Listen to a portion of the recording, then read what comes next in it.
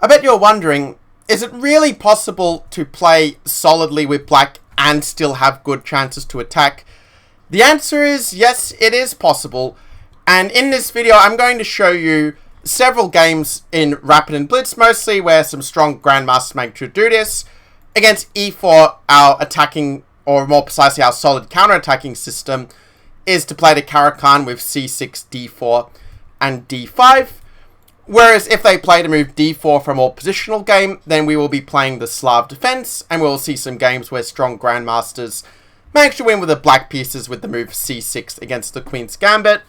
For what it's worth, I do actually have a video as well for the top 10 reasons why you should play the Karjakin and the Slav Defence, and I put the link to that in the description below, where if you scroll down past the sales page a bit that's there, you will see the video 40-minute training on top 10 reasons to play Karjakin and the Slav.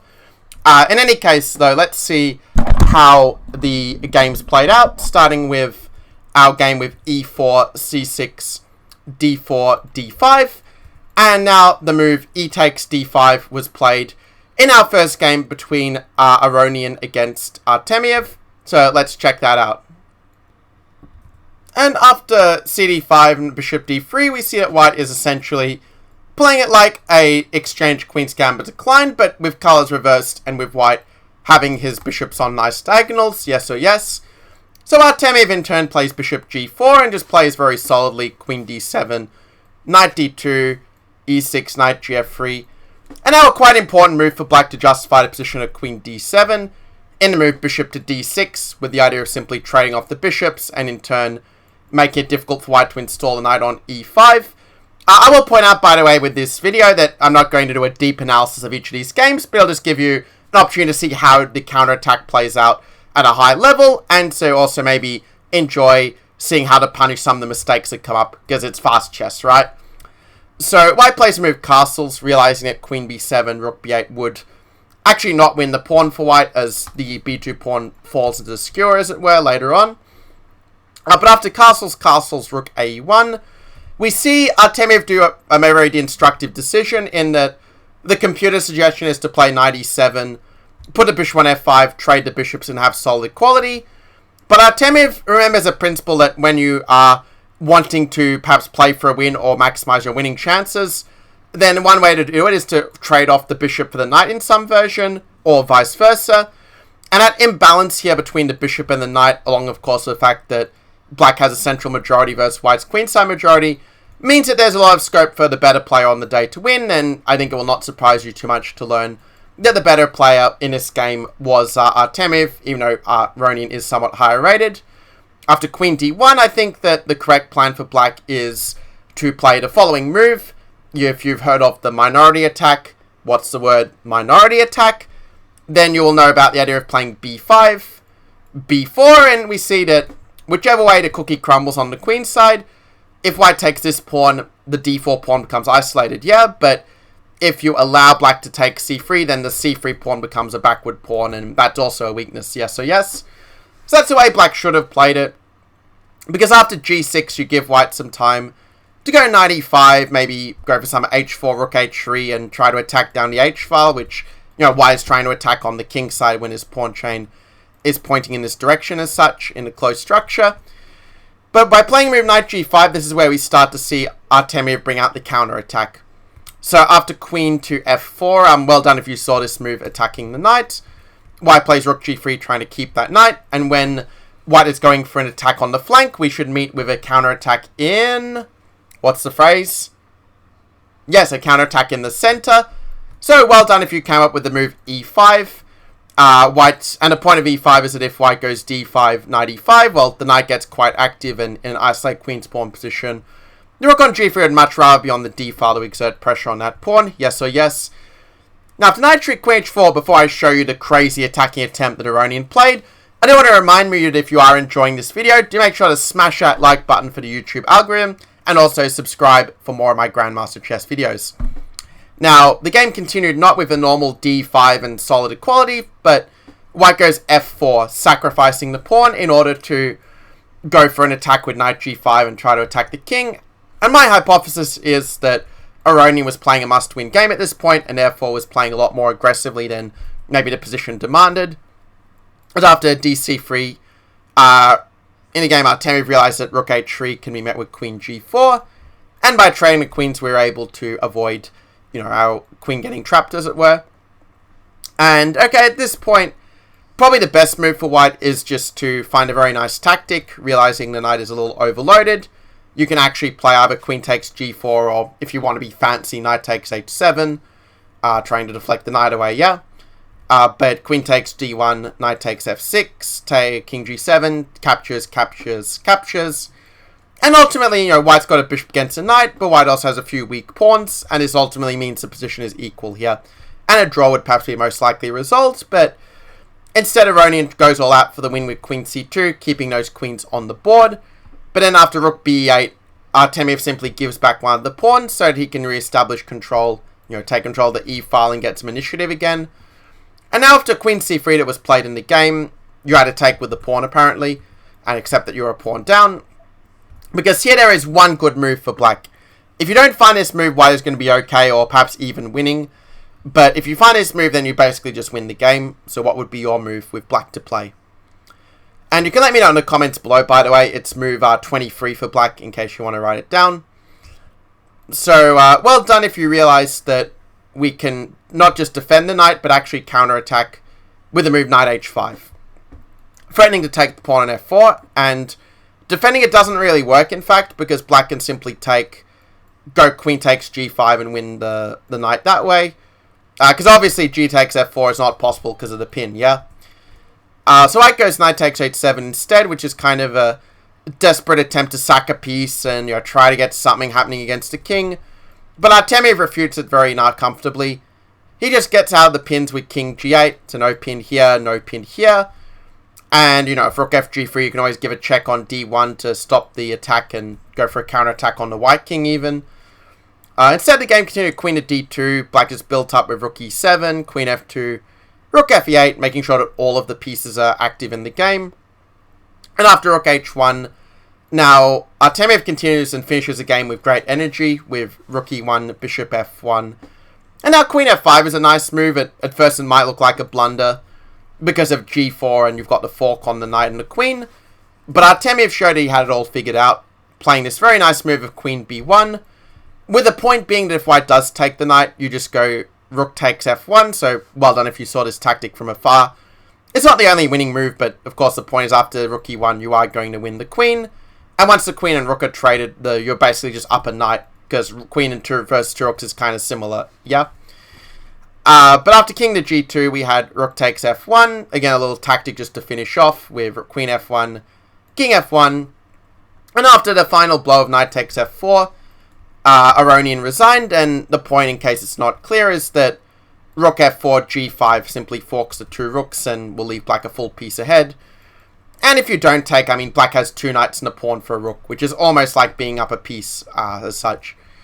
So we've seen already some of the counter-attacking potential, that it's not just possible for white to play a solid safe structure and expect to avoid being counter-attacked altogether.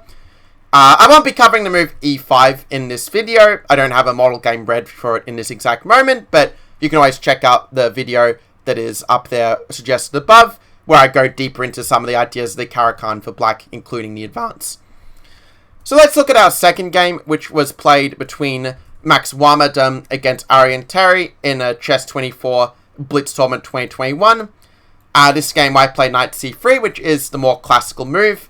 If you're rated below, let's say, 1800, you probably won't face as much as the exchange or even the advance, but you should be ready for it all the same. No, bishop f5 is the way they used to play it, but now knight f6 is a recent trend. There's always the Korchnoi variation, and yes, we do accept double pawns with this, but the idea is that we also get a very fast development, and the double pawns actually can be a strength in some lines.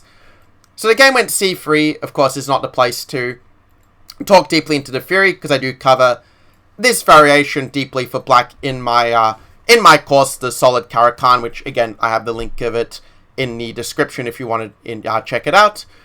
But the point is that moves like g6 or h6 is how black used to play, but h6 is a little bit passive, and if you go g6, you're kind of asking for h4, and the pawn ends up being a hook for a very strong attack on the black king.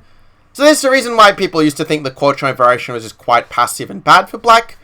But then in the last years, this move h5 came to the forefront, and this Alpha Zero style pushing the rook's pawn is actually quite interesting, because if white plays bishop to e3 and just goes for the usual long castles, the difference is that after knight f8 it proves surprisingly difficult for white to actually open up the king side in his favour, because let's say, for argument's sake, you play a move like h3 in this position with the idea of going g4 and opening up that way.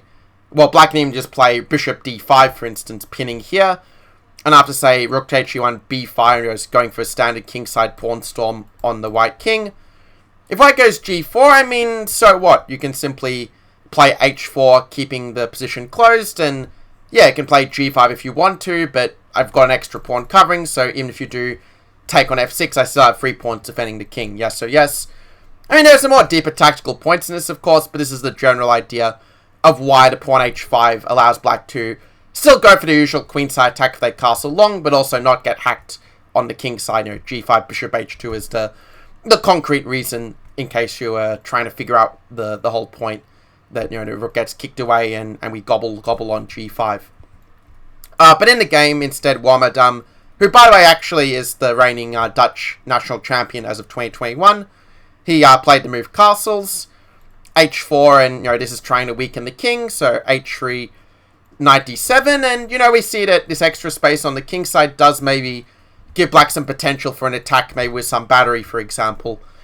Well, let's see how the game played out. Of course, white has a lot of possible developments, and this is not the place to explain the differences between them in detail, but just to show you how the position can play out. Black plays bishop d7, just wanting to develop the pieces. e6 perhaps a more active square for the bishop. Rook 81, rook c8. So for now, it looks like black is just playing very solidly, just saying, okay, you've got the healthier pawn majority because you can create a passed pawn and somehow black can't. But much like in the Berlin, black has some compensating factors, and moves like b5 can undermine the pawn, and in the case of the game after king f1, which maybe is a little bit too clever by Warmerdam, this gives black a very nice opportunity that kind of explains why the move bishop to b8 was played earlier. So if you want to figure it out, you can pause the video. Otherwise, I'll just tell you the move. It's queen to c7. Threatening the move queen h2, which is such a big threat that you should probably play f4 as white to deal with it. But of course, f4, you're also weakening a lot of squares on the king side, yeah? And with moves like b5 and trying to hit on this side and weaken this structure. I mean, if white goes c5, you kind of get d5 for the bishop, and d4 becomes a backward pawn. So it's not so easy for white, and black would still have some pressure, but this is still better than what happens in the game where white thinks, oh, I go queen c1, and if queen h2, I go bishop f4, and suddenly I get to trade off some pieces. The problem is that after queen h1, we see that the queen is actually very annoying on h1. Yeah, on the one hand, it is trapped, but on the other hand, it's also tying up the knight and the king right now. And a really fantastic move by Tari here in the move g5. And because we can't allow that bishop to get to h2, white more or less has to trade. And this position is actually much better for black because, well, essentially black's idea, given time, is that he can play a move like g4, try to open up with moves like h3 as well, and suddenly, you know, if we got a bishop to h3, if we just imagine we got our dream, well, a bishop h3 move would actually be checkmate with the white pawns out of the way. So white goes bishop to b1, which doesn't really solve the problem all that much. g4 is still a pretty good move. And once again, Tari plays more slowly with rook b to d8. Warmerdam use that opportunity to exchange with rook e8. I mean, maybe you have to go f4 and try to push the pawn to have some chances to survive.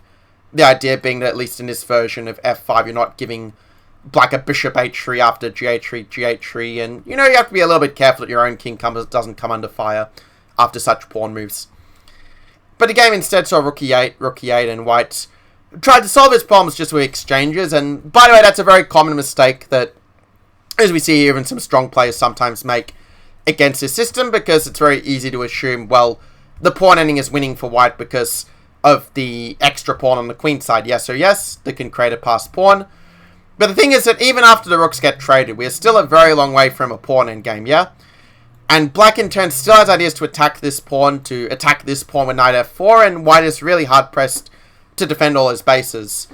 So the game went queen e3, knight to f4, hitting this guy. Obviously g3, queen g2 is no good for white, so bishop e4 is forced. And now a very nice move to deflect away to bishop's defense, and not the only good move, but well done if you realize that we can go for a deflection of bishop to f5, because obviously if they take the bishop, queen g2, and black just wins material, yeah. I mean, the queen and knight are just better than the queen and bishop in principle, yeah. But in the game, white goes b3, and after this, king g7, white plays a4, kind of for lack of a better idea. But now black shows the way to finish off the game. Granted, white is quite dominated anyway, because, bishop f3 would have run into some annoying bishop d3 checks, and queen takes g1. But here we can take the bishop. And okay, what's the move now that caused white to resign? Let's see if you can find it, as I have a refreshing sip of water in preparation for Christmas Day. So the answer is that we have the move knight takes h3. Well done if you spot the double pin. White resigned because either he loses the knight, because obviously knight h3 is illegal, yeah, but if you go g takes h3, then queen takes e4 is the point, that we take the queen and win. So a very instructive game, and we can sort of see very clearly how these sort of positions play out, and that the Caro-Kann used to be thought of as a kind of solid and a bit boring kind of system, maybe a little passive, but we see it's now actually used as a modern weapon at high levels in order to maximize your winning chances and guarantee a long battle where your opponent has more chances to make some big mistakes. And that is also what happens in this game. This game is not the most recent one in our selection. It's one from 2017, where a young Andrei Esipenko absolutely demolishes the former World Championship finalist Sergei Karjakin. You may recall that Karjakin actually, came very close to beating Carlsen in the World Championship match 2016, but then ended up losing the tiebreak. So this two-knight system is a bit tricky, but a general principle is if they play knight f3, then usually g4 is a good square for the bishop, as a substitute to f5. And the idea of it is after h3 we give up the bishop pair. This is what happened in the game, knight f6, d3, e6. But on the other hand, we build this very solid pawn chain that kind of complements our remaining bishop, and at the same time also nullifies their unopposed light square bishop to some extent, yeah? So after bishop d2, which is the old main line, Bobby Fischer used to play g3, but then moves like bishop d4 and d4 proved to be quite annoying. But here after bishop d2, the move that Esipenko played is very interesting. He went for this move queen to b6, attacking this pawn that's now undefended. And the main idea of this move is that if white castles long, which is what happened in the game, black is ready to play d4 and start an attack on the white king.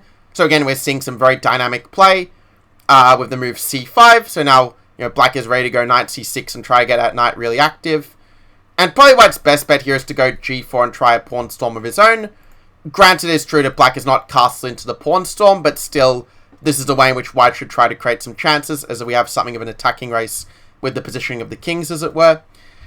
But instead, Karjakin plays the move e5, and I consider that a little bit of a strategic inaccuracy, just because after the knight moves, this is a great square for the knight, but even knight fd7 and attacking the pawn was also possible.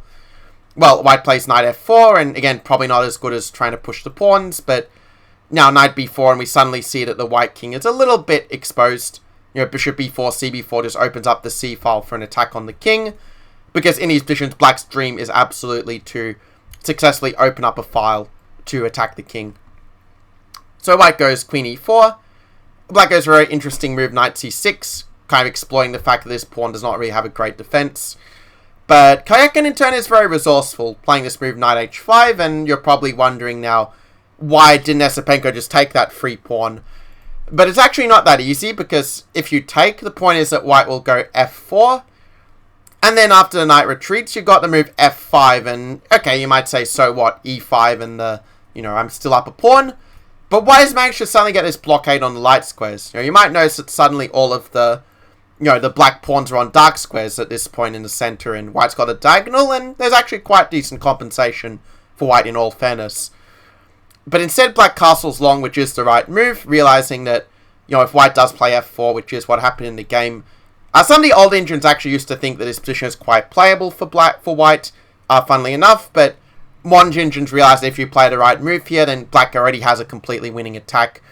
I don't necessarily expect you to calculate all the way to the end, but just intuitively speaking, kind of sniffing the board to see what smells right in the position. To quote one of my very first chess trainers, well, what is the move that smells right to you for punishing white's last natural-looking but last mistaken move.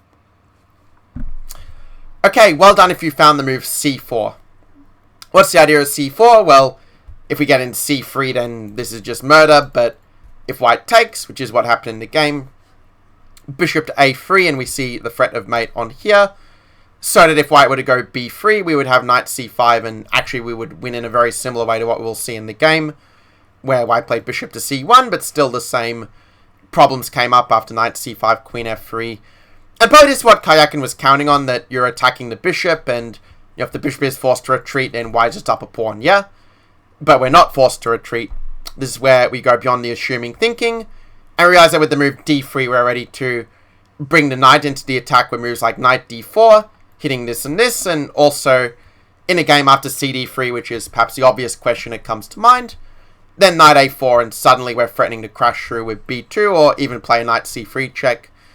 White attempted to cover against these threats with rook d2, but after knight d4, this is what happened in the game, queen f2, knight c3, obviously we can't take because of the pin, and here is where Esipenko finds an absolutely beautiful move. Quite frankly, it's maybe one of the most beautiful chess moves I've ever seen, at least in the Caro-Kann defense as such.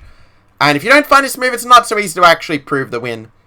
So if you want, pause the video, write the move you would play in the comments. This is move 22 for black of game 3 of 6. And, well, here is the answer. I will not keep you in suspense any longer. Queen to b3. We shower the board with gold coins because here you can't take the queen because knight takes b3 is checkmate, crisscross applesauce. And if you were to take another piece, let's say you take the knight, which is actually what happens in the game because, otherwise, queen takes a2 is mate. Or, if ba3, queen b1 is mate then. But after bc3, queen c3, white is still getting completely caned. Bishop b2, take. Rook takes. Queen to c1. Rook b1, knight c2, and, at this point, Karjakin realized that the game was up, being down the queen, and after g3, b5 is a kind of show-off kind of move. C takes b5, rook d4. Well, the rook is just coming in, finishing off the king in this way, and black is up oodles of material regardless, and therefore, Karjakin resigned here in this game from World Rapid Championship of 2017. And certainly a big scalp for Esipenko, who you may know also went on to defeat Magnus Carlsen very convincingly in the Tata Steel 2021 tournament, but that was not a Caro-Kann alas. Maybe Carlsen should have played the Caro-Kann against him instead, watch our videos. But okay, these jokes aside, let's continue with the second part, because we've looked at the Caro-Kann, and, if you are really enjoying this opening and want to go from just seeing some ideas to really mastering it, like I said, I do have the link in the description on how to access the solid Caro-Kann repertoire.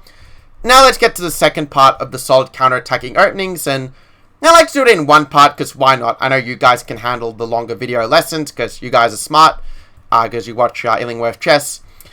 So the next game I'm going to share with you is actually a rare exception, and it is not a blitz or rapid game, but it's actually a very recent classical game.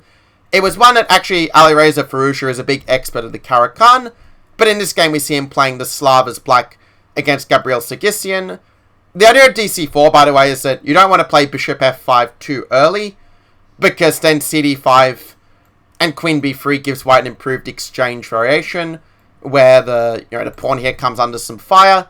So this is why Firouzja takes on c4, not so much to necessarily hang on to the pawn at all costs, although that may prove to be an idea after e4, for example, or e3.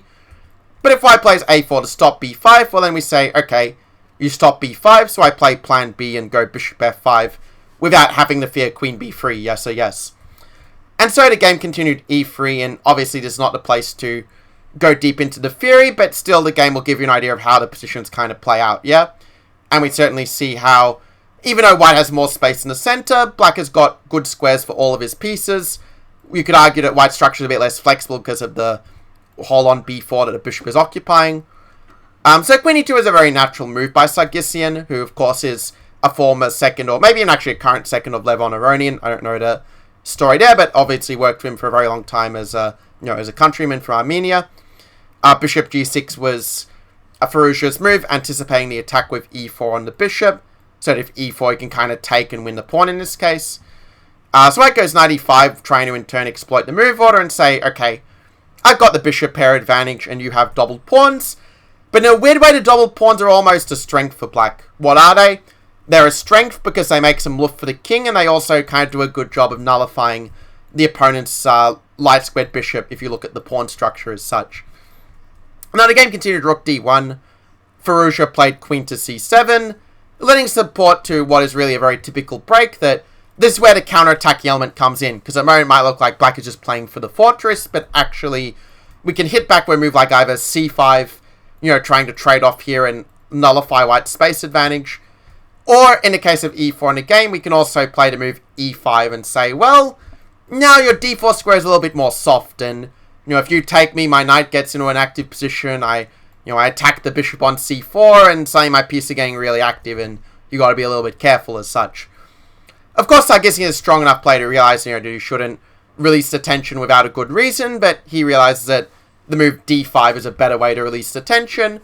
At the same time, Firouzja is also happy, because remember that this was the tournament European Team Championship where Firouzja was absolutely on fire, scoring 7 out of 8 in his games, performance rank of over 2,900, and actually over 3,000 technically, and it was actually just a tournament that got him over 2,800 FIDE, even at a younger age than the GOAT of, at least the time of this recording, Magnus Carlsen.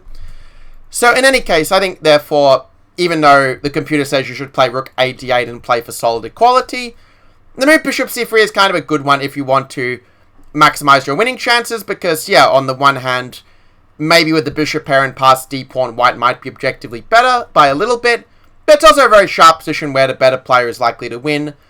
And although Sargsyan had been in very, very good form before this game, scoring 3 out of 3 or something, in the end it was Firouzja's day.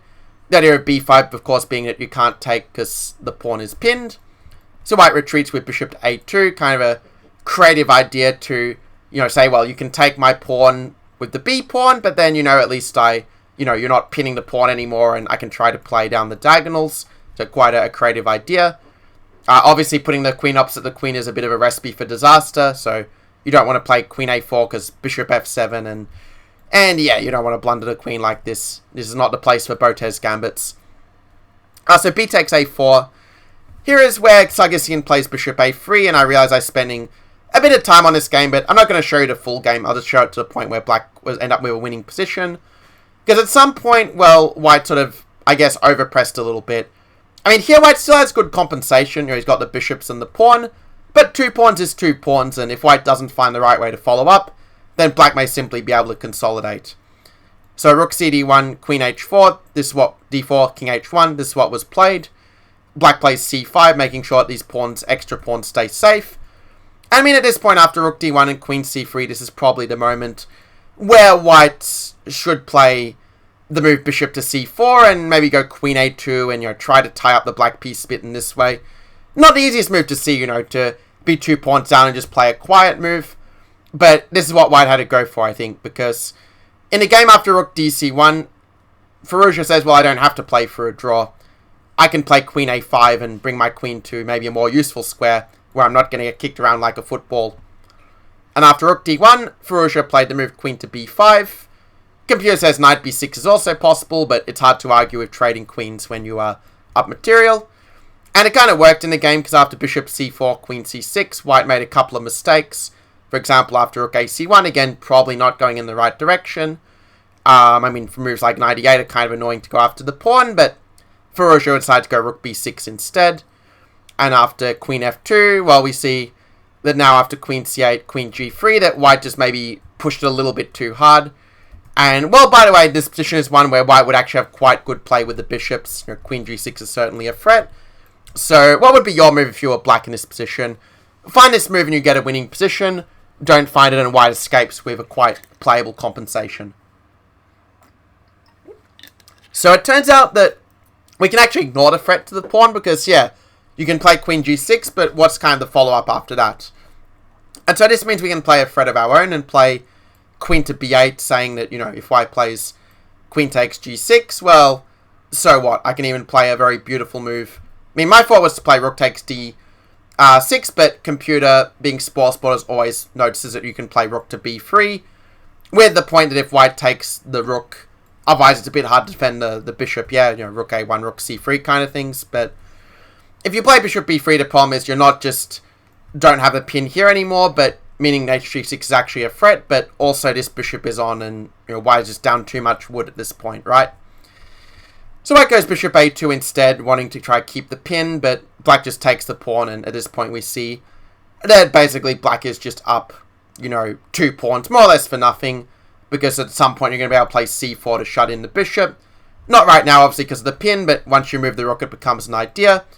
In the end, the queens did end up getting traded, like queen g5, queen e2, take, and Firouzja went on to convert his 2 extra pawns into a win in the rest of the game, though it falls a little bit outside the scope of this video.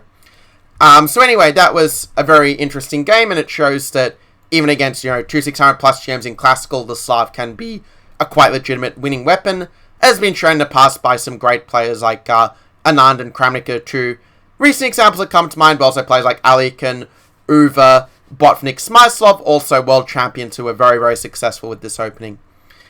So in any case, moving on, it is true that white is not forced to allow black to take this pawn so freely.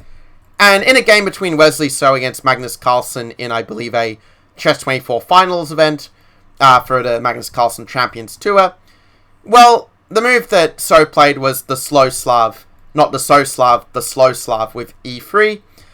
And Carlsen played a move bishop g4. Obviously, you could also put bishop on f5, but Carlsen decides to immediately go for this imbalance of the bishop versus the knight, saying that, okay, you've got the bishop pair, and therefore you're a tiny bit better, because you've got a little bit more space. But my position is solid with no weaknesses, and when you try to make a push, I'm going to hit back in the center. So the game went knight c3, knight d7, and here, I guess white got a little bit nervous about some bishop to b4 pin, which I don't think is that much of a problem. I think just bishop d3 or bishop d2 is fine, but So played a move a3 to avoid this. And Carlsen again decides to play in a very creative spirit, playing the move g6, and switching towards a setup known as a Schlechter Slav. So the Schlechter is where you play g6, bishop g7, in conjunction with d5, c6, or if you prefer a Grunfeld where your pawn end up on c6 instead of c5. And it's a sort of position where, okay, if white knows what he's doing and, is willing to go g4 and go for broke, then maybe he has some small advantage. But if he plays a bit too slow, like in the game with cd5, we see that as far as Carlsbad QGD positions go, this is actually not so bad for black. Well, okay, if for those who have some knowledge of the exchange QGD and this kind of structure, well, what's some of the main differences that you notice in terms of placement between the pieces? Well, the main difference I see from white's perspective is that instead of the bishop being on g5, the bishop is stuck on d2. And we can see that the black bishop is on g7 instead of d6, but while the bishop on d2 is clearly a lot more passive than on g5, the bishop on g7 can always reroute to d6 later in the worst case, and actually is not that badly placed on g7, yeah? And also another point we see here is that it's quite hard for white to really use his unopposed bishop, because often in these structures the bishop on c8 struggles to find a square, but we're able to successfully recycle it. And with the move a6, we're just playing to slow down the white minority attack that we kind of saw in the Caro-Kann line before, with colors reversed, yes or yes. So white plays rook fc1. Of course, you could debate whether these moves by white are necessarily the best, but certainly trying to push here is quite thematic. And that makes Carlsen's next move very interesting. I think a very instructive example of how you're not forced just to let them get in a4, b5, and give you an isolated or backward pawn, like we saw of the Caro-Kann exchange example in game 1. If you need a mental refresher, that was with the colors reversed. So well done, by the way, if you even considered this move as an idea. A move like b5 that Carlsen played might look very anti-positional because the c6 pawn is backward, yes or yes. But the idea is that if you get a knight to c4, I mean, does it really matter that the pawn c6 is backward? Because the knight is blocking that, and you're also having a very strong grip over the queen side with knight to c4, yes or yes. Well, at this point I think So already has to fight for equality, and in the game I guess he was not so successful in doing so, given that he did lose in less than 30 moves. So knight e2, rook c8, after a4, white's idea is he wants to try to go a5 and stop the black knight getting to c4. Granted, you can still play knight e4. This is a very thematic idea in these positions to put the knight here and use it to kind of build up a kingside attack for a more aggressive approach. But Carlsen decided to play more to exploit the weaknesses created in white's structure by playing b4 rather early. And with knight b6, he is now ready to meet a5 with knight c4 and jump into the c4 outposts that has been created. White played a takes b5, a takes b5. Probably here you should just play a prophylactic move like bishop e1 and beg for equality, but most chess players do not enjoy begging, and so the move rook a6 was played instead. Knight to c4, I mean, just look at how beautiful this is after bishop e1, knight e4. I mean, the knights are just perfectly placed, and we see it, even though white has the unopposed light squared bishop, it is black who is dominating on the light squares. If that's not magic, I don't know what is. The game continued in the following way, with the move knight to c3. This is a good move, by the way, trying to trade off the knight, but Carlsen plays knight to d6, realizing it, okay, I can keep my knight on a strong outpost potentially that way, and also leave the white knight stewing on its own juices. I mean, the knight would like to be on a square like c5, but it's a long way from there, yes or yes. White goes rook ca1, and, at this point, still the position is only slightly better for black, but somehow, well, actually, to be fair, it's probably equal after bishop h6 if white plays correctly. Still the position is somewhat in balance. The idea of bishop h6, by the way, is just to give the bishop a bit more activity. You never know when there might be a sack on e3, yeah? Well, white plays move g3, and maybe this is where it starts to go a little bit wrong for white, as now after rook takes a7, rook takes a7, Carlsen threw in the move of queen to b6, and at this point, white decided to retreat the rook with rook to a2, and unfortunately, rook a2 is actually a decisive mistake for some rather specific tactical reasons. What white had to do is he had to play the move either rook to d7, which would avoid the move that Carlsen played in the game, though it does look kind of weird to sort of self-trap the rook, but black can't actually win it turns out. Or you can play rook a1, and it turns out to be quite important that you keep your bishop defended, because after rook a2, black has a forced win. Let's see if you can spot it. What would be the move that you would play if you're in black's position? Can you play as well as Magnus Carlsen? Okay, well, it turned out to be an early Christmas present. The winning move is knight takes e3. Well done if you saw this move. The point is that after f takes e3 and rook takes e3, well, if white's rook was on a1, white would be able to keep sort of everything well defended in a way, but as it turns out, well, the only way you really can defend both the bishops and the queen is to play a move like queen to d1 or queen to f1. But what happens then is that black just plays queen d4, threatening a whole slew of discovered checks, and if bishop f2, queen d3, we see that black is simply winning material, yeah, because if you play bishop takes e3, then black just takes the bishop with check. Either way is fine, because after they get out of the check, you take the knight and you're up enough material that you would beat Carlsen here if you were black against him. In any case, the game continued rook to e2, sort of a desperate attempt to limit the losses to a pawn, but with queen d4, Carlsen shows that he is continuing just to decimate the white center, and it's amazing how often this happens in the Slav, yeah, where, white makes one little slip and suddenly his center has got destroyed. And Wesley So realized that being down 2 pawns against Magnus is just too much, and that is why he resigned in this position. So a very nice 27 move win by Carlsen, and with that I have just one more game to show you in this video. And this is a game where actually we see how, even if they don't play the Queen's Gambit, say if they play something like a London, or if they play a move such as knight f3 in an English opening, it turns out you can actually still play a very similar Slav with d5, and if they play kings in the attack, you can still play the typical Slav setups like bishop g4 or bishop to f5, and you still can play like very similar ideas to what we have seen in some of these games. So that's definitely quite nice on a practical level, yeah. And also, of course, if c4, you can still play c6 and go d5 again to get that Slav type structure with c6 d5. It's not like white can prevent it, yes or yes. But in our last game here, this was a game in the London system that was played between Caro-Kann against Roman Yanchenko in a Chess.com 2020 Tiled Tuesday Blitz. And it's kind of funny because actually the system that Yanchenko played with bishop f5 and e6 is one that Kamsky himself has played with the black pieces, as Kamsky, he likes to play these Londons, a lot of these very solid Slav defenses with black. And I mean, if white plays some quiet development, I mean, it's very easy to play like bishop d6, knight d7, knight e4. And I mean, just play for very solid equality, where white's extra tempo is not that useful, yeah. But instead, Kamsky plays the move c4, which was also a favourite move of mine as a London player with white.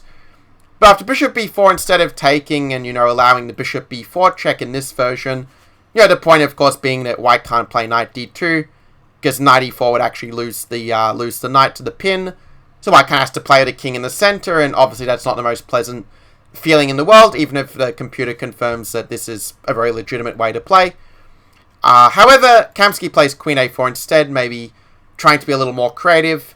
Black can go queen d7, have an equal ending, of course, but instead we have the move knight c6, and we get to see, I guess, Kamsky's idea that after bishop b4, well, I mean, he could play the move king d1 and say, well, I managed to play rook takes b1 and clear the d1 square for the king, but while this move perhaps would give white a small pull, instead white plays king e2.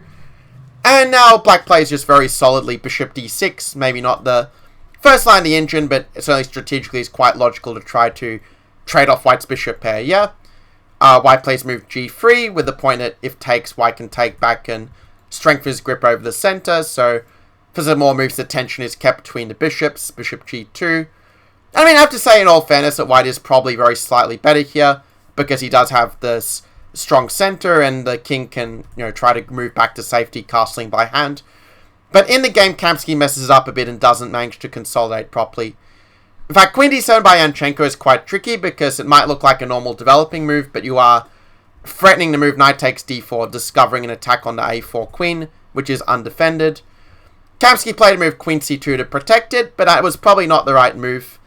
Probably should just go cd5, because that allows you to meet knight d4 with very nice queen takes d4. And after ed5, I think you could make a reasonable argument that in a position such as this one, that white just has a very nice Carlsbad structure. In a way, it kind of reminds of some of the Caro-Kann lines that you might get at club level, where they play the exchange with the knight on c3, blocking the pawn on c2. But here we kind of see it with cards reversed, where the minority attack does give white, quite good chances. But okay, just saying, in order to make an omelette, you've got to break some eggs sometimes. And after queen to c2, black plays the move knight b4. Well done if you saw this idea of attacking the queen with the knight, and trying to, get some position opening up before white can consolidate. So queen b3. The way in which black did it here is with a5, which, deals with the threat of c5 excommunicating the bishop from the knight. We'll make sure it's well defended. And in the game after bishop d6, actually, we have a very critical moment, because after this, actually, this is a mistake, because black should play cd6 and simply, use the c file to attack on this side of the board. We see how the one bad exchange by white, even without us really trying to attack them too hard, was enough for white to get a very bad position. But Yanchenko played dc4 first, and actually both the players missed a kind of surprising shot here, because white ended up playing queen c4 and went on to lose, which we will see in a sec. But actually, the intermediate knight e5 would have kept white in the game.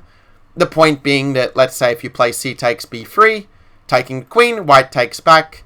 We've got a lot of pieces on pre, so it might look a little bit crazy, but the point is that we have c takes d6, and if white does play knight takes f8, then we can, play b takes a2, and, if you're able to keep that passed pawn here, with something like this, like, if anything, it's probably black, who is practically better with such a strong pawn, even if probably objectively the position is more close to being equal. But it's kind of a fun position, yeah, with this imbalance.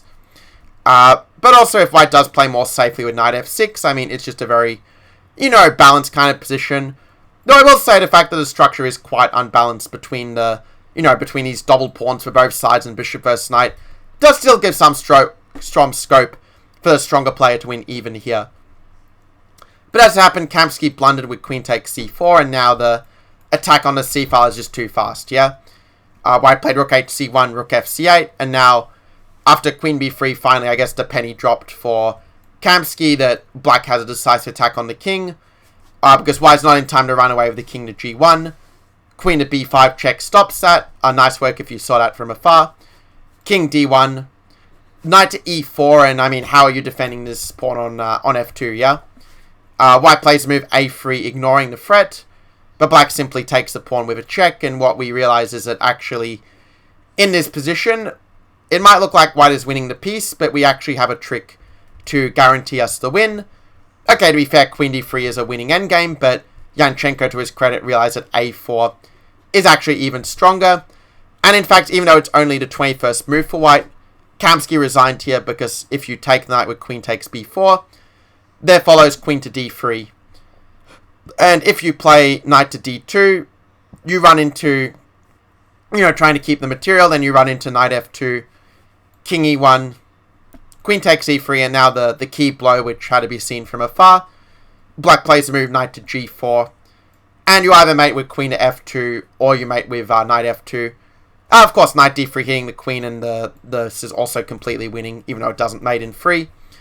And yeah, if white were to play a move like king e1 instead, then yeah, clearly we just play this, and either king f1, queen f2 mate, or if king d1, then knight f2 is the mate to finish. So a very nice little conclusion to the game, and I think a very nice conclusion to our video as well, where we can see that this concept of playing d5 and c6, or against one e4 or one c4, we see c6 and then d5, because obviously we want to make sure, that we are able to, take back and keep a pawn on d5, much like in the Slav Defence, if they, put a pawn on e4 or c4.